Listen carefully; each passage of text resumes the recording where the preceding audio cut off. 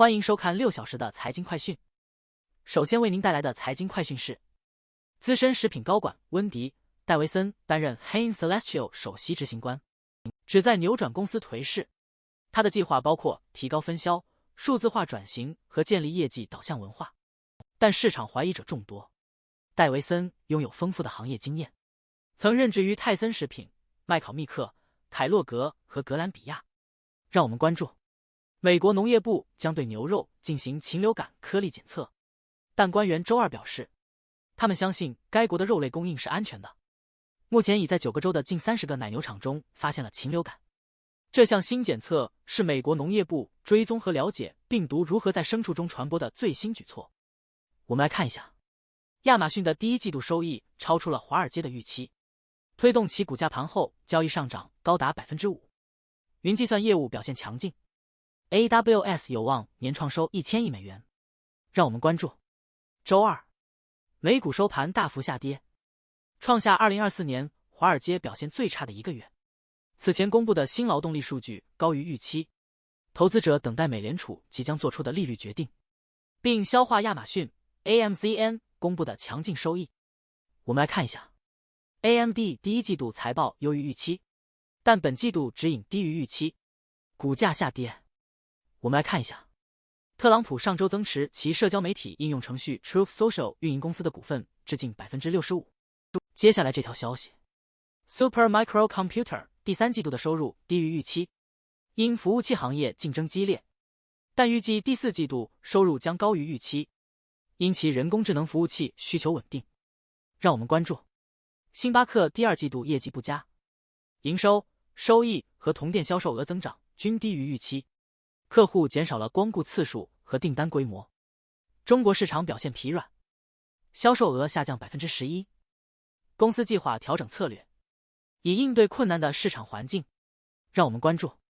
星巴克第2季度表现不佳，收入、收益和同店销售均低于预期，原因是客户减少了光顾频率和订单规模。首席执行官拉克斯曼·纳拉希姆汉称之为充满挑战的环境。接下来为您播报，比特币自 FTX 交易所爆雷以来迎来最糟糕的一个月，因围绕最大数字资产的美国 ETF 的热情消退，比特币4月份暴跌近 16%。接下来这条消息，特斯拉解雇负责电动汽车充电业务的员工，令汽车制造商措手不及。通用汽车和福特等公司表示计划不变，将继续安装兼容特斯拉超级充电网络的连接器。马斯克表示将继续扩展超级充电网络，但速度可能放缓。我们来看一下，美联储官员准备连续第6次会议维持利率稳定，且暗示在通胀高于预期后，近期无降息计划。接下来为您播报，美联储加息抑制春季购房市场，利率上升导致现有房主不愿出售，而潜在买家因购房成本增加而犹豫不决。然而，首次购房者厌倦高租金和家庭成员增加的人仍持续购房，某些地区的新建房屋价格较低也吸引了购房者。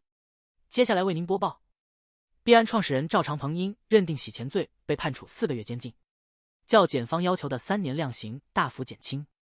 赵长鹏道歉并表示将不再犯。币安支付超40亿美元罚款并承认反洗钱失误，此举表明美国司法部对金融犯罪和加密货币采取了更严厉的立场。接下来为您播报，亚马逊、谷歌和微软等科技巨头的云计算业务表现良好，得益于人工智能需求的推动和企业客户支出的复苏。